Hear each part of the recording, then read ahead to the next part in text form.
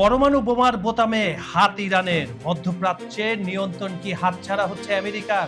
Hormuz প্রণালীর 6 মাসের drone হামলার পর এবার যে ধ্বংসযজ্ঞের প্রস্তুতি নিচ্ছে তেহরান, তা দেখলে শিউরে উঠবে বিশ্ব।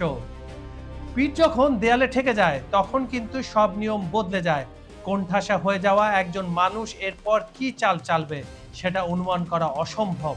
আর এই এক অনিশ্চয়তাই বদলে দিতে পারে পুরো যুদ্ধের ইতিহাস। দেখতে দেখতে কেটে গেছে টানা 6টি মাস। ড্রোন আর মিসাইল হামলায় যখন তোলপাড় হরমুজ প্রণালী, ঠিক তখনই মধ্যপ্রাচ্যের রাজনীতিতে আঘাত হানলো নতুন এক ঝড়। ইরানের আপোষহীন ও কঠোর মনোভাবের কারণে এবার কি তাহলে ভেস্তে যেতে বসেছে যুক্তরাষ্ট্রের সব ছক? ঠিক কোন ধরনের বিপদের মুখোমুখি হতে যাচ্ছে বিশ্ব? এতদিন পরমাণু কর্মসূচিকে পুরোপুরি শান্তিপূর্ণ বলে দাবি করলেও বর্তমান পরিস্থিতিতে নিজেদের রণকৌশলে বড় ধরনের পরিবর্তন এনেছে ইরান। ইরানের প্রভাবশালী নেতা মোহাম্মদ নবী মুজাফফার সতিব সম্প্রতি এক তীব্র হুঁশিয়ারি দিয়েছেন।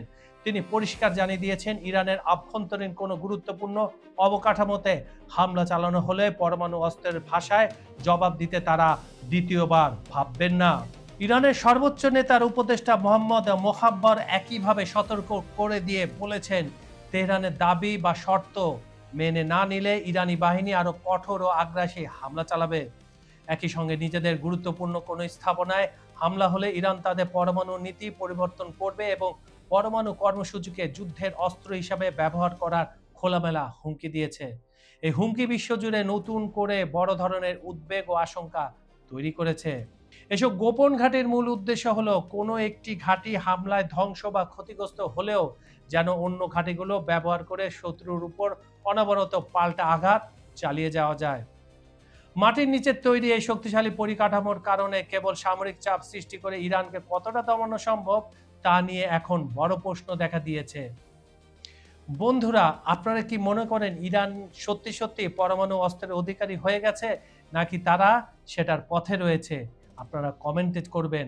আর তাদের হরমুজ প্রণালী কি সবার জন্য ছেড়ে দেওয়া উচিত, এটাও আপনারা কমেন্টে জানান। আন্তর্জাতিক রাজনীতির এমন সব গুরুত্বপূর্ণ খবর সবার আগে পেতে চ্যানেলটি এখনই সাবস্ক্রাইব করুন। বিজ্ঞাপনের জন্য ডেসক্রিপশনে দেওয়া নাম্বারে সরাসরি যোগাযোগ করতে পারেন। আজ এ পর্যন্তই। আমি কাজল হায়দার বিদায় নিচ্ছি। দেখা হবে পরবর্তী ভিডিওতে নতুন কোনো ইস্যু নিয়ে। ততক্ষণ পর্যন্ত সবাই ভালো থাকুন, নিরাপদে থাকুন। আল্লাহ হাফেজ।